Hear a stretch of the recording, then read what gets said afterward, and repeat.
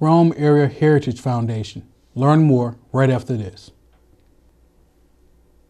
My college offers classes that meet my educational and career goals. With opportunities outside of the classroom. Where the faculty know me by name. My college can prepare me for my career. I can earn an associate's degree and transfer credits to a bachelor's. My college is a state college within the university system of Georgia. My college offers courses that fit my schedule. It's where excellence begins.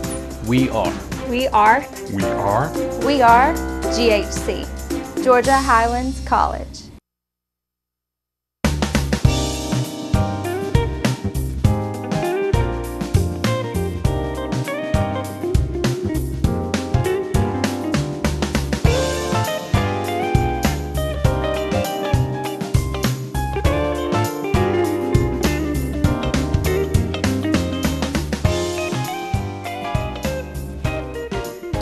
Welcome to Community Watch. Greg, Doc, how you doing? I'm doing great, but I know you are doing much better. Why is that? Because this is one of your shows. Now you say that. No, this is one of your shows because I know you are big into heritage preservation and architect. But you are too. Well, you have brought me along, Well. but I'm saying, but I know this is one of your areas where you really have a lot of. In fact, just in the last few years, you have done a great deal of research about your history. True, but I know that was really you kind of prodding me along, you know, so. Well, I am interested in that, but there's also an organization in town. It's been around for quite a while, and it's a fairly large organization that spends their creative energy preserving that history, and particularly the history in buildings and structures. So that's kind of what we're talking about today. And there's a lot of history in this area. I guess in just about any area, but here especially. Like I said. Yeah, yeah. So we'll be talking about the Rome Area Heritage Foundation today. I know they've got an event coming up, but we'll find out something about the organization too. We're going to be joined by Barry Wright and Paula Blaylock, and they will be with us right after this, so don't go away. We'll be back after this message.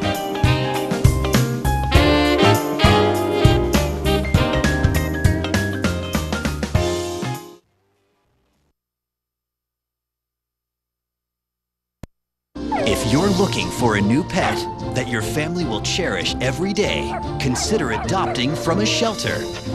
Shelters are the best places to find a new pet. That's where you'll discover healthy, loyal, and loving animals, eager to become a part of your family. A person is the best thing to happen to a shelter pet, so bring home your new buddy today. To find out more, visit theshelterpetproject.org. Welcome back to Community Watch. We're very happy to have with us today Barry Wright and Paula Blaylock. Welcome to the show. Thank you. Thank you. All right, Rome Area Heritage Foundation. What does it do? What does it do? We do so much. We are very active with grants. We've given multiple grants, 3 in particular this year, to the clock tower restoration, and we have given grants to the Fairview School in Cave Spring for their restoration and renovation. We have also given multiple dollars to heritage markers like the Admiral Towers marker marking his home place right behind Citizens First.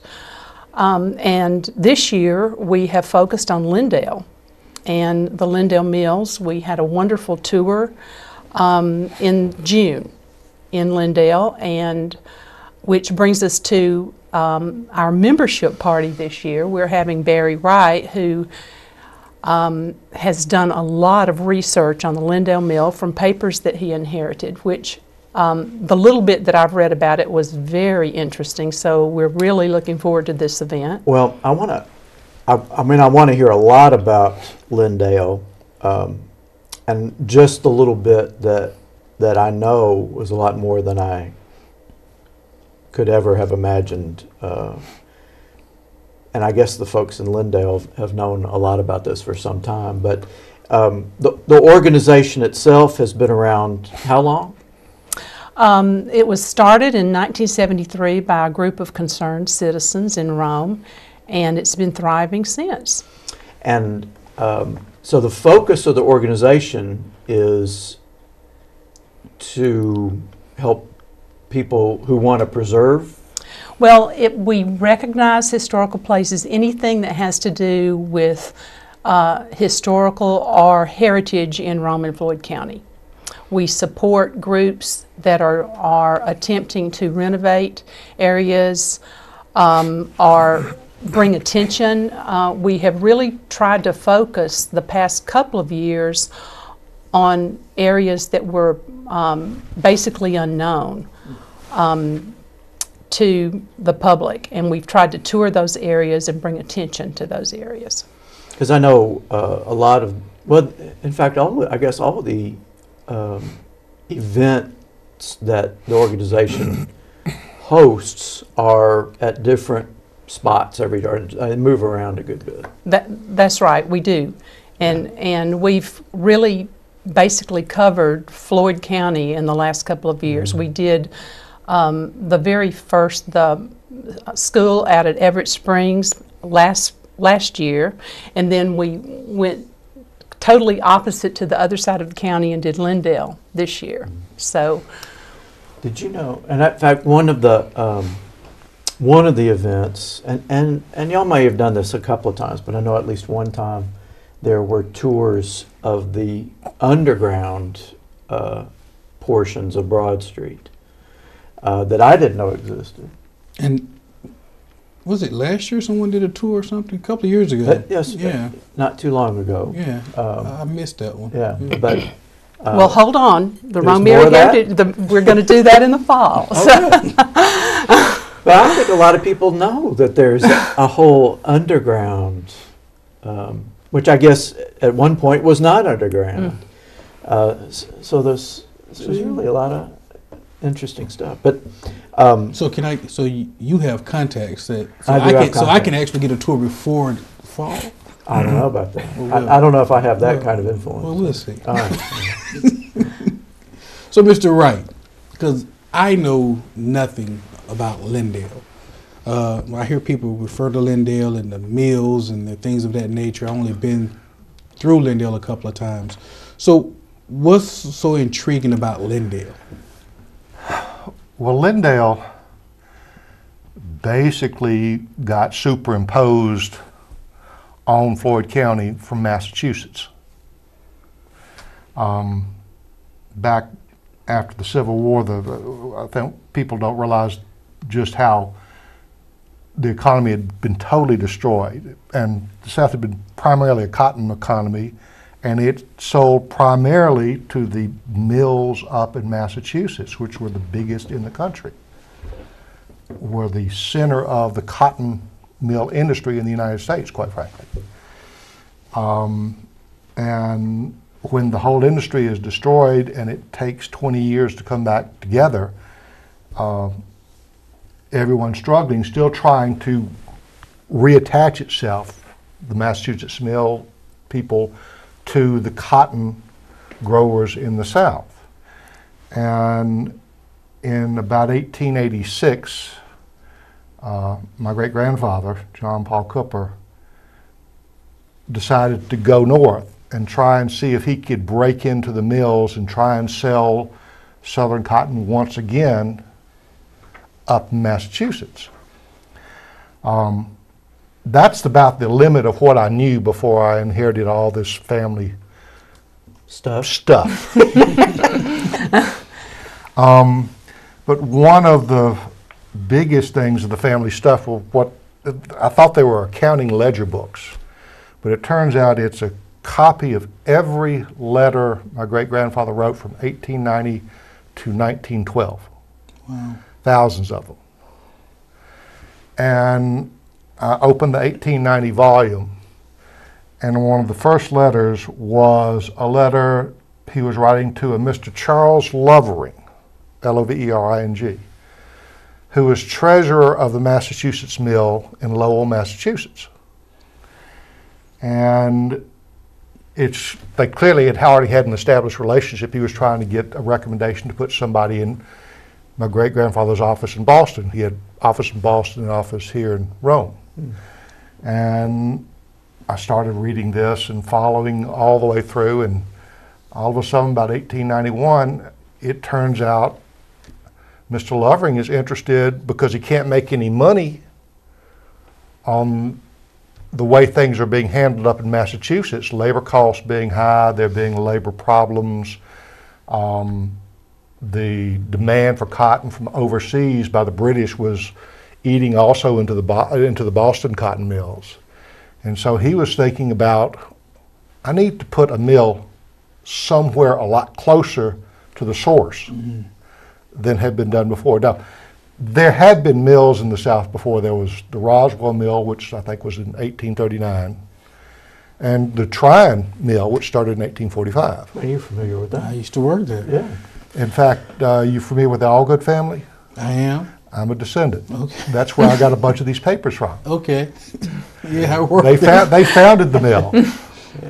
And in fact, this great-grandfather married Alice Allgood in 1886. And the reason he was talking to Mr. Lovering was he wanted to stay in Rome because he had married Miss Allgood and was about to have his first child. And said, do you know somebody that could do work for me in my house, in my office here while I'm back in Rome having a child? But what happened is he struck up this very paternalistic relationship with Mr. Lovering. Became sort of like a curmudgeonly father figure to him because his father had been killed when he was 3 years old. And Mr. Lovering, he liked him and he liked Mr. Lovering, and finally he said, Mr. Lovering, Rome's a very nice place to build a mill. And it turns out, interestingly, the type of cloth that was preferred in the Massachusetts mills comes from the type of cotton that is grown in a horizontal line from South Carolina through Rome all the way over to Texas. It's a long staple, very white, very fine type of cotton. And when Mr. Lovering became treasurer, and his family owned the mill, so he was also his own boss. He decided that he was going to look into putting a mill in the South. And he finally got John Paul Cooper into looking for sites all around this area. There was Coosaville out in West Rome, Lavender Station up near Armurchie, and this strange little place with a mill down in Silver Creek. And over the next several years, he, under Mr. Lovering's directions, got options on all these properties. And Mr. Lovering came down and visited all the different properties. And finally made a selection. She liked the Silver Creek property best. Okay? But he still was looking in other places. And so how were we to get a guarantee that he would come to Rome? And I kept coming across these references in his letters to a thing called the Lyndale Company. And I'd never heard of the Lyndale Company. And I Googled it, and there was no such thing as a Lyndale Company. And so I said, maybe there's some in these materials I haven't seen. So I start digging into all the materials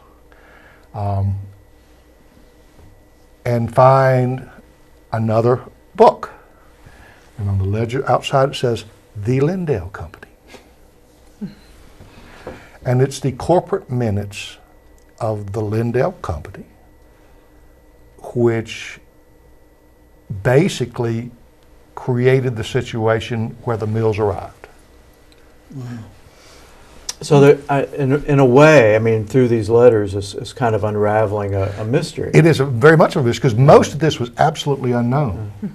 Well, we're going to take a break here. We come back, hear a lot more about the Lyndale mystery and about the Rome Area Heritage Foundation. So don't go away. We'll be right back.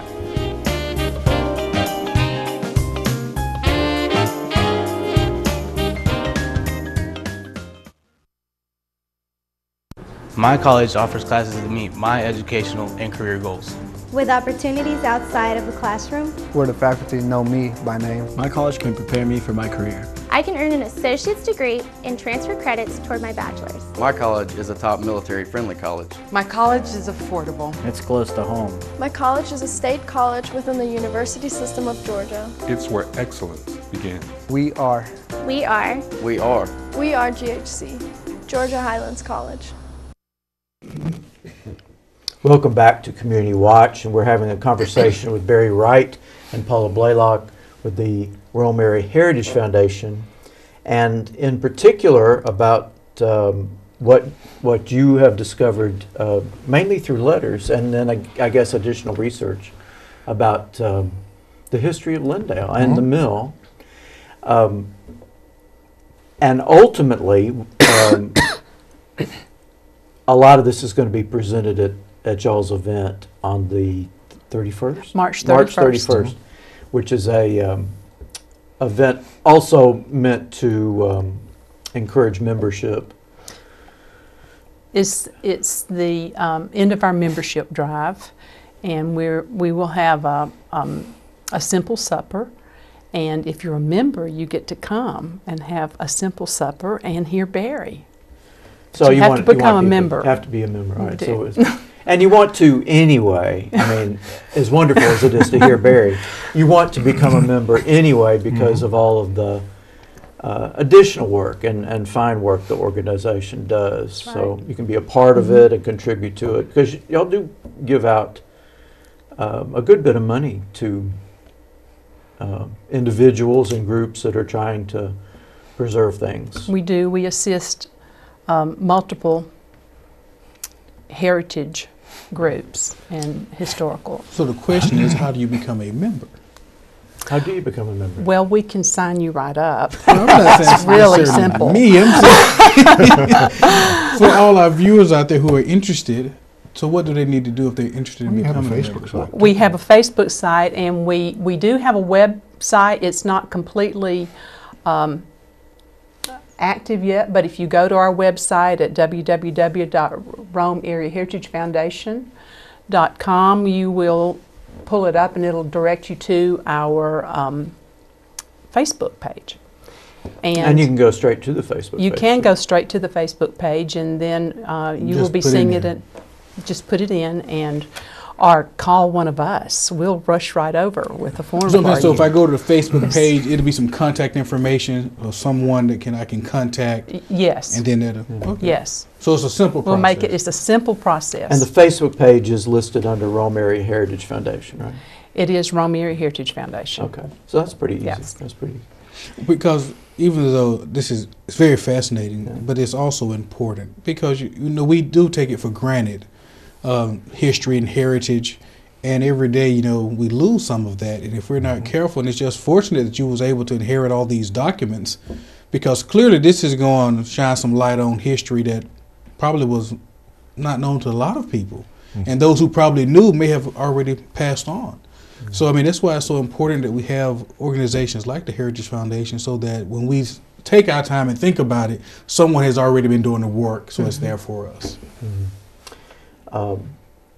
I remember, when did the mill close? Do you know the year? I mean, I know it's been a while now because 1977. And I think it was 77, 78, and what's left of that building is really a beautiful space. They were very proud of that building. It has reclaimed, it has original heart pine floors in it, and as Tim Reynolds told us on the tour last June, and he's the mayor. He's the mayor of Lyndale, and he has ancestors that worked in the mill, and they had just done an extensive renovation. So under the dust, if you go into what's left of the building, under the dust, that you can see beautifully finished heart pine floors there.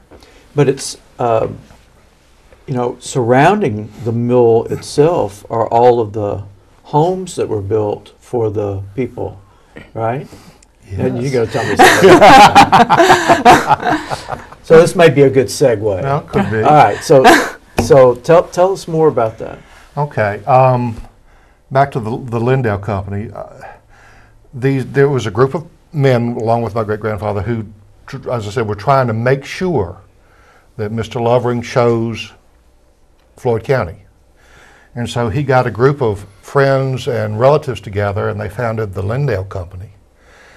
And they, along with a gentleman whose family owned a lot of Silver Creek, bought 250 acres.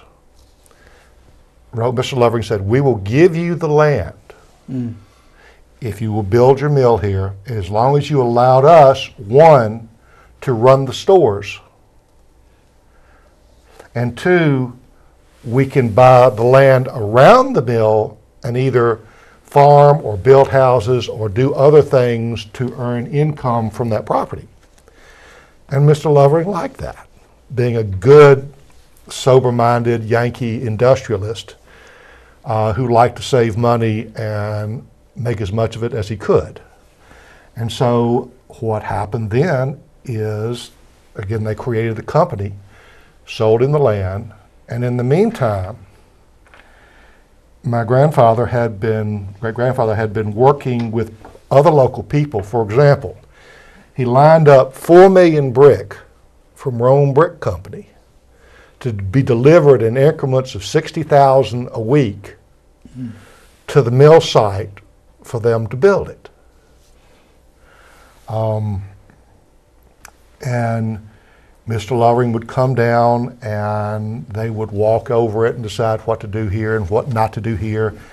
And they would get in an argument with Mr. Barnett, who had owned, his father had, in 1832, had won Silver Creek in the land lottery, the Cherokee Land Lottery.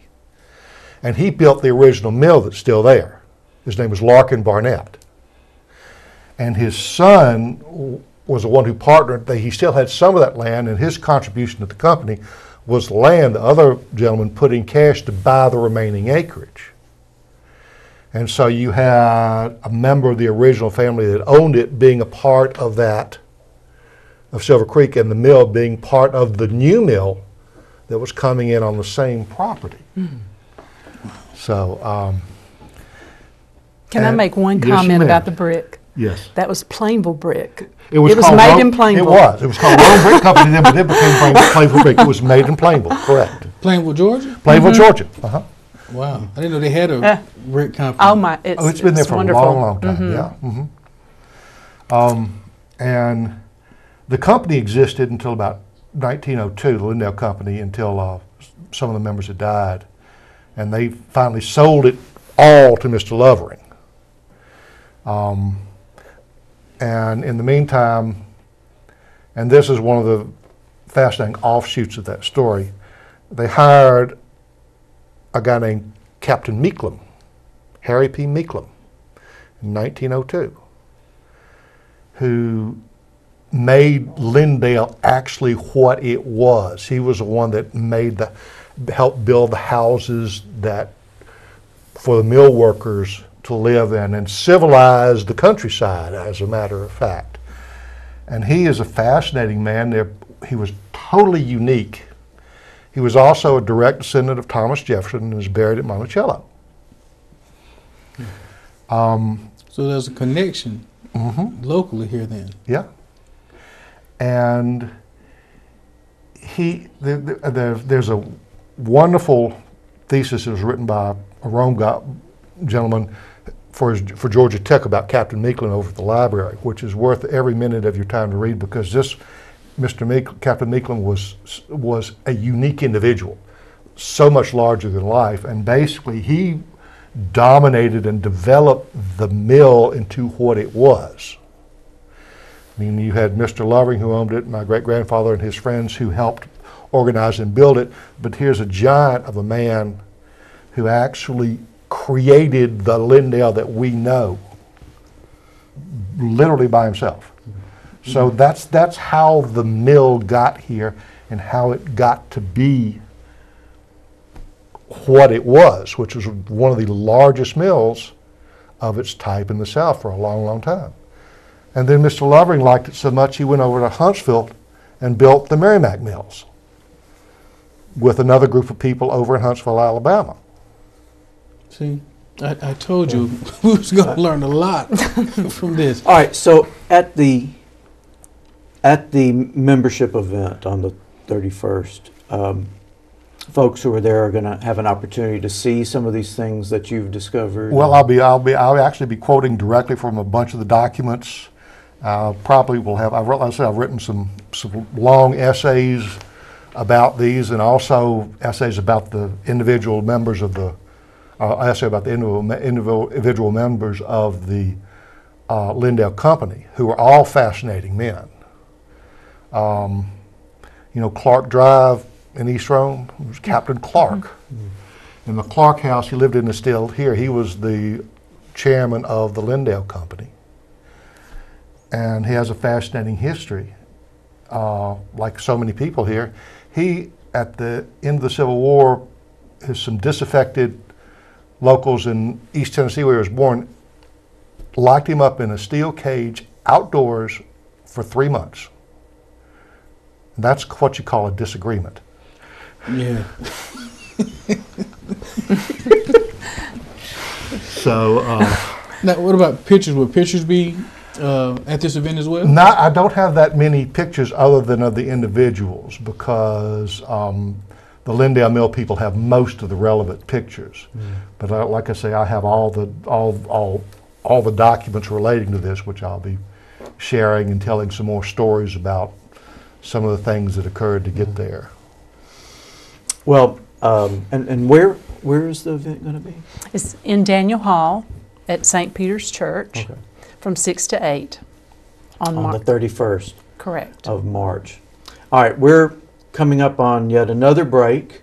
When we come back, we will give you the contact information and how you can become a part of this fabulous history. So stay with us. We'll be right back.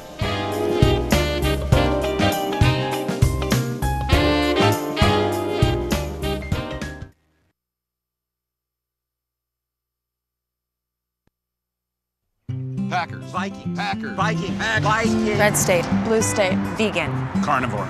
We come from different places. Uptown. downtown, Optimist. We come to different conclusions. Half empty. half full. But when we live united, we create real, lasting change in the building blocks of life. The education, income, and health of our communities, Live. our families, United. even the person next to us. Live united. Real change won't happen without you. So give, advocate, volunteer, live united. Sign up at liveunited.org. And then after they learned, I'll come back to community watch. We're so involved in the stories about this that we weren't paying attention to you. Romary Heritage Foundation's membership drive is going on right now, actually, and their big event is March 31st. If you are interested in this work and interested in being part of the Romary Heritage Foundation, go to Facebook, Romary Heritage Foundation page, or their website.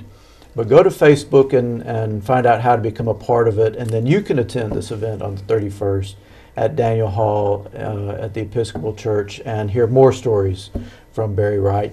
Thank y'all for being with us. Thank you very much. And thank you for being with us. We'll see you next time on Community Watch.